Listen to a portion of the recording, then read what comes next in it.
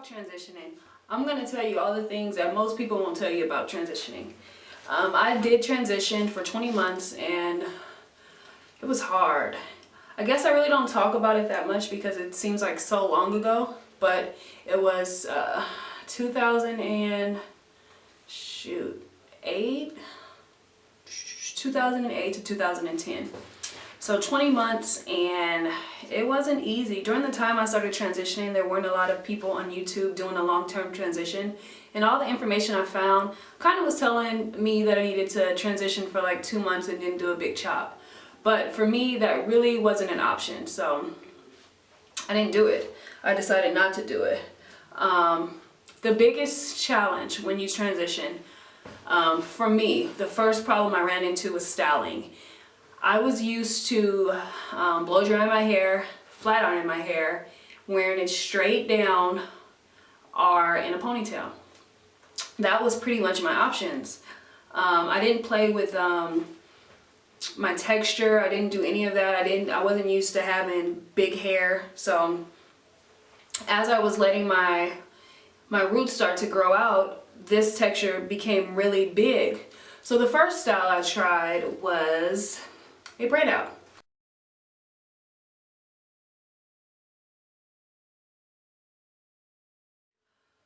So this was my first braid out, and looking at it now, it wasn't bad, but because I was not accustomed to having my hair like that, I didn't like it.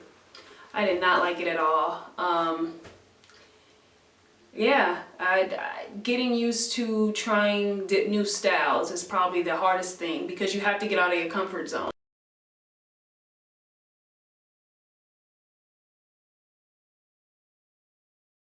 So styling is the first obstacle you're going to have to kind of jump over. I mean, if you're going to transition and you want to go natural, you have to let go of that straight hair, European, sleek edges look. You have to let go of that because going natural means embracing your hair texture, and you just have to let go of that European style of beauty because that is not our beauty. Our beauty is completely different. Straight, boring hair isn't it. So I think that's the #1 challenge that most people don't talk about is here. It starts with you. Let it go. Your hair is not going to be like it used to be. You're going to have to get out of that mode of everyday life, how everyone else looks. Let it go.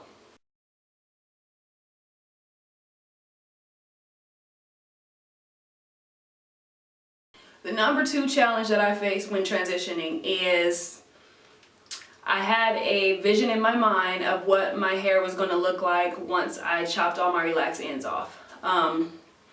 I don't know if anybody else went through this, but in my mind, my hair looked like, let's see, Maya.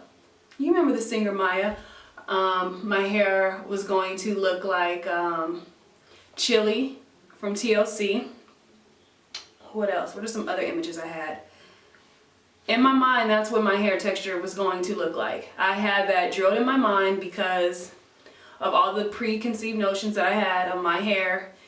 That's what it was going to look like, and it was nothing like that. So #2 challenge is don't try to compare or get an idea of what your hair is going to look like because you don't know until you cut those ends off. You have no idea. I mean, you can kind of gauge after it starts to grow out a little bit. You can see how it's starting to take on a certain texture. But once you cut those ends off, for me, as soon as those relaxed ends came off, my hair bounced up. Completely bounced up. So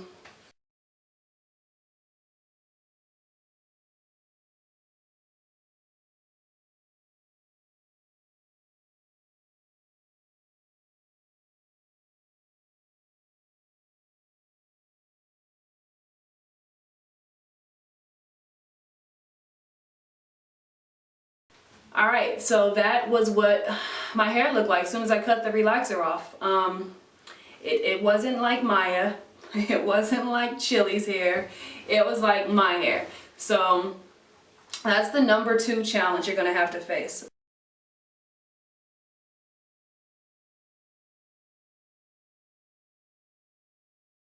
Alright, so #3. The #3 challenge I think you have to kind of conquer is learning to moisturize and seal your ends morning and night. I know you're transitioning, and I know that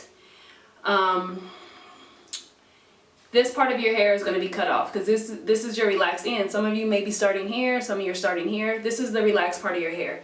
So you have to really concentrate on moisturizing the line of demarcation. I believe that's the word. So where the relaxer ends and your natural hair begins, that is what is going to probably break first. So make sure that you are going through your hair thoroughly and moisturizing it. So that means section by section.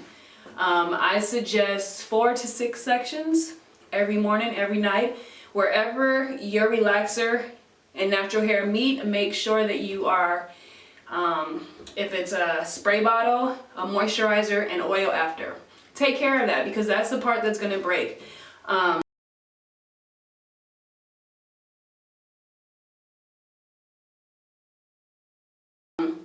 Which brings me to number, what are we on, 4? Number 4 of the challenge of transitioning is protective styling.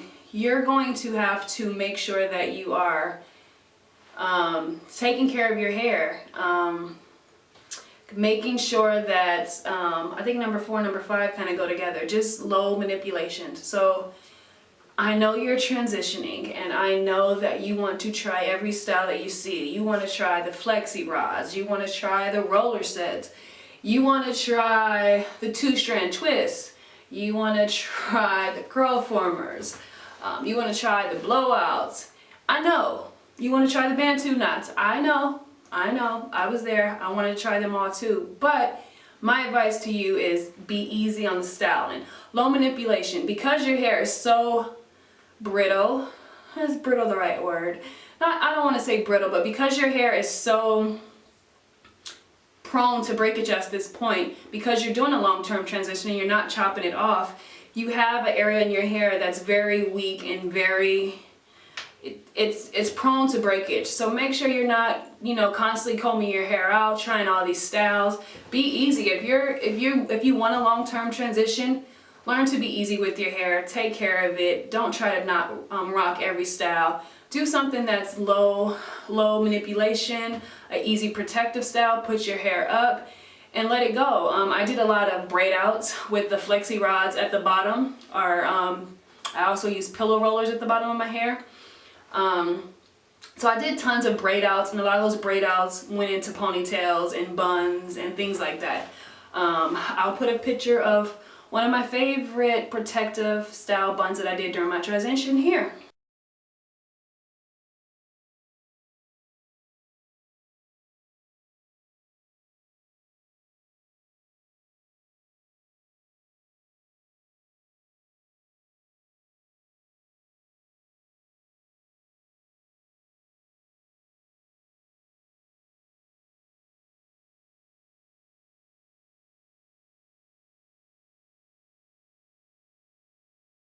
So my number 6, are we on number 6? My number 6 tip for transitioning is don't go out and spend all your money on all these natural hair products.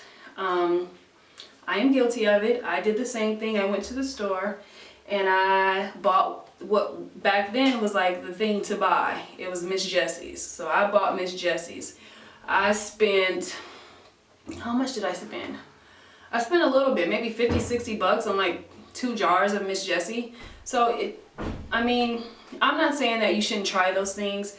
I'm saying try those things, but try those things after you've tried a lot of the things that are at the drugstore. I like to call myself the drugstore natural.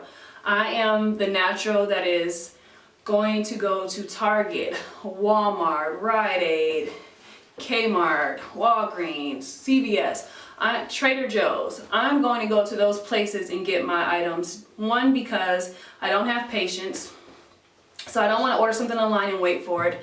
I am a procrastinator, so by the time I'm done with that bottle, I wouldn't have ordered it in enough time to have it and back up. I don't roll like that. I like to be able to, if I run out of it, I use it tonight, I see that I'm low on it, tomorrow morning I can run to the store and grab it.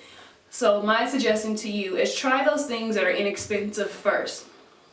Don't break the bank trying to go natural. It doesn't have to be expensive.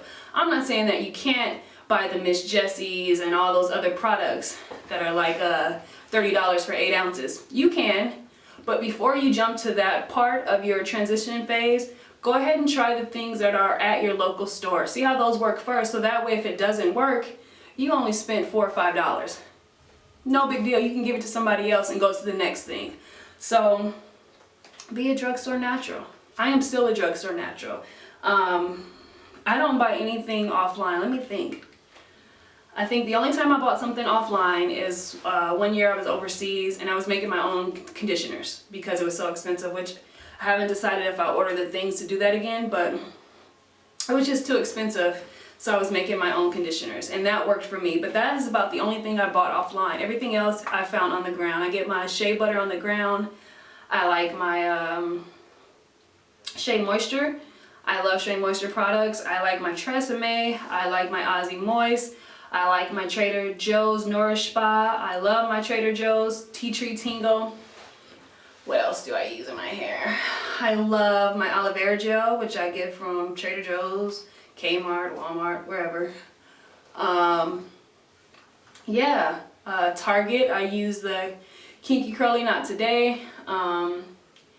Yeah, that's pretty much it. But be a drugstore natural before you become a online natural.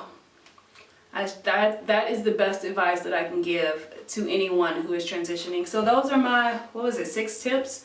Yeah, transitioning isn't always easy. It's not going to be easy. And the last thing I'm going to tell you about doing a long-term transition is there is no rule. The rule is there is no damn rule.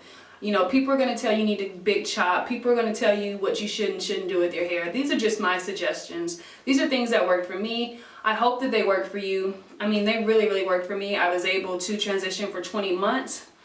When I did the last chop on my hair, it was about 2 a.m. in the morning.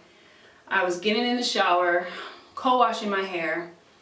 I was just like, all right, I'm done with this transition. I didn't have a set goal. I didn't say I'm going to go 2 years. You know, I was 4 months shy of 2 years. So I got in the shower, did a co-wash, jumped out the shower, grabbed my scissors and thought, that's it. It's gotta go. And that was it. There was no rule. No one told me when I should cut my hair. You will know when you're tired of that your relax ends. You will know when it's time to cut your hair. So if it's 1 month, 2 months, if it's 3 years, go what feels right. You don't have to do a big chop. You don't have to have short hair if you don't want to. I didn't want short hair. I was used to having long hair and I was comfortable with long hair. I knew how to style long hair.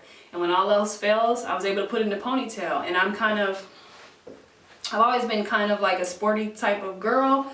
So ponytails always work. So I wanted to make sure I had something I could throw in a ponytail. And that's one of the reasons why I didn't want to big chop.